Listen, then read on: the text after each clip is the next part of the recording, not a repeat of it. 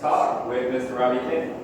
All right. Yeah, good. Wasn't that great? That's and if you've not been here before, that's what you see here. You see some great ideas. You see some entrepreneurs that you go, wow, why didn't somebody think about that before? And even if it's something that already exists, like this, in some form, a lot of our entrepreneurs make it better. So it's been a real honor for me to have been here. Grace asked me to be on the original board a couple of years ago, and it's always been one of my favorite people that we go to. My name's Robbie King. Most of you know me from one place or another, but this is something a little new, something a little different I'm doing. It's been something for a while. I've got 30 plus years, we kind of stopped counting at some point, of corporate management, entrepreneurship, community service, and I kind of had a calling that said, you know what, don't be a reservoir, be a river, share your knowledge and help people. And that's what I'm really here to do, is to empower today's life and business, and that's individuals as well as businesses. Today, I'm going to talk about glossophobia.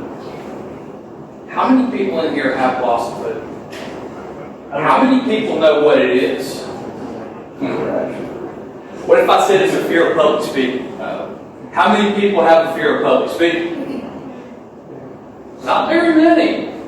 Typically, we have about 75% of the population that have some level of fear. An image like that, if you visualize yourself being in front of a crowd, will often cause your palms to sweat, your blood pressure to go up a little bit, and even sometimes if you're comfortable, that still happens. But communication is so important because in our environment right here, you can see how important it is to be able to communicate, to be able to get a point across to a group of people, be it 2 or 3, or be it a large crowd. And as it turns out, most people have more of a fear of speaking in public than they do of death. That's hard to believe, but if you look at the surveys across the population, more people are afraid of public speaking than death. So why is that? So I'm going to take just a few minutes here today and kind of talk about it. I've got an observation, and then I got 3 tips. And that's about all that I have commanded time today to do. But we'll give you an opportunity where we're going to learn a little bit more and become better public speakers. So my observation is this, and this is going to require a little bit of participation from you because we need to get you up. So I want everybody to stand up and find a partner. So one person right there. All right, now what I want you to do is one of you, just one at a time, I want you to, and don't do this until I tell you, stand on one leg and lift your other leg as high as you can. All right, don't do it yet. Your partner is there. Hold your arm out, hold your hand out, so I don't want anybody to fall down and get hurt. So your partner's here just to steady you in case you feel yourself a little wobbly, all right? So now, everybody do it. Lift your leg up as high as you can. Not high. Get it up, as high as you can. And hold it there. All right. And do this for me, too. Start at 47. Count backward by 3. 47. 41. 38. 35. All right. Put your leg down. Switch partners. Now the other person, lift their leg up. Do exactly the same thing. Get your leg back up. Count down.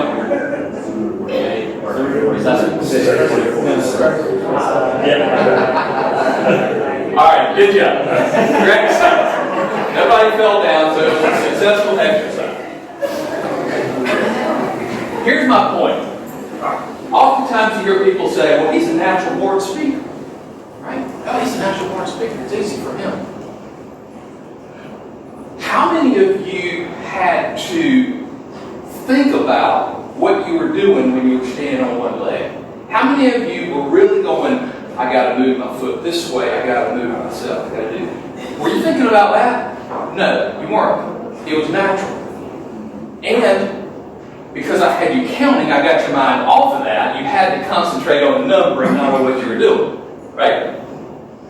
So by doing that, I want to demonstrate that when you were born, were you able to stand on one leg? Anybody?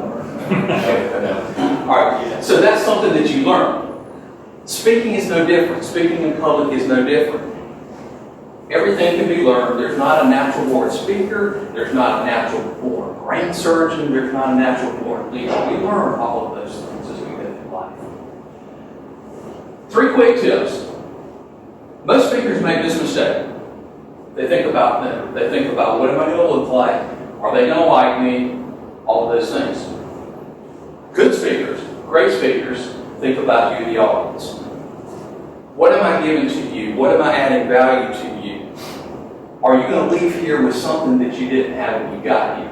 So, first thing is, you've always got to think about the audience. You've got to think about the point that you want to get across to them, and how are you going to do that, and not about, are they going to like me? Are they going to clap for me?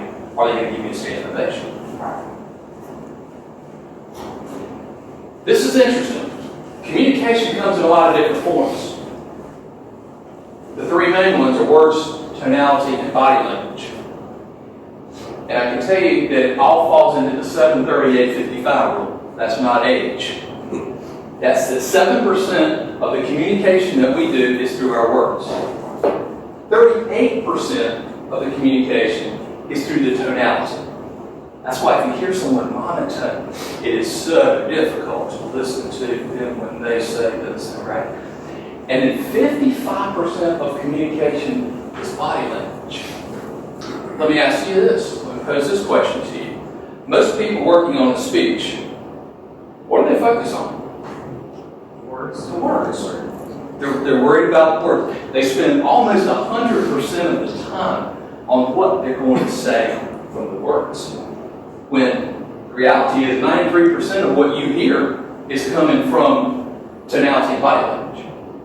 So that's something that, as you're becoming a better speaker, that's something that we would work on. And then everybody wants to know, what's the secret? Everybody wants to know, how do you get here to there fast? Well, the secret is preparation.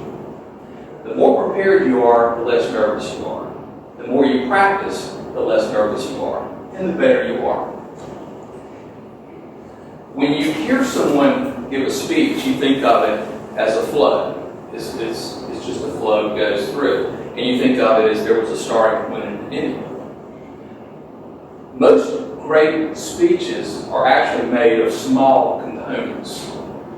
There's stories, maybe there's videos, maybe there's a slide, maybe there's a teaching point.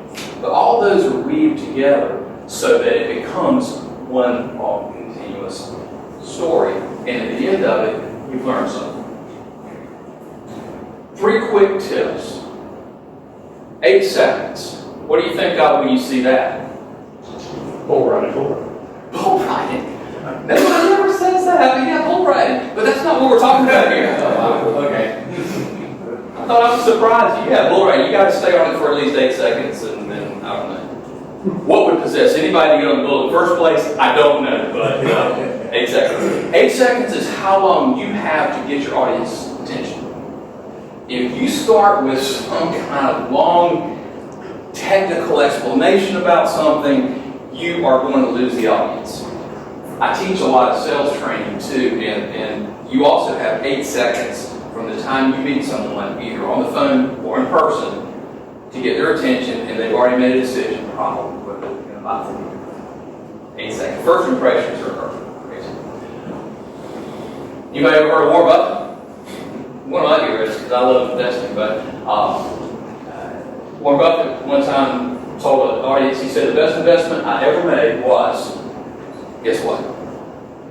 When he was in college, he spent $100 and took a class on public speaking. He was fearful of that. He could not be in front of an audience. He said that changed his life, and obviously the results are there. So I say this to kind of lead up to here. On March 18th, anyone interested in this group or outside, we're going to have a lunch and learn right here in the clubhouse. And we're gonna go over some more tips, and we're gonna get a little more. We're gonna do some applications, and we're gonna really dig into it a little deeper than we have time to do today. It's free. You don't have to pay for it. You just have to show up. It'll be March 18th at noon, Chase. There'll be more information about it. Chase will put some information on the clubhouse newsletter and website and that sort of thing. So you'll be able to do it. We'll probably want you to sign up. So we're going to expect. But with that, that's the presentation. Hope something resonated with you. Hope everybody here wants to become a speaker. Or if you're a good speaker, get great. If you're a great speaker, get better.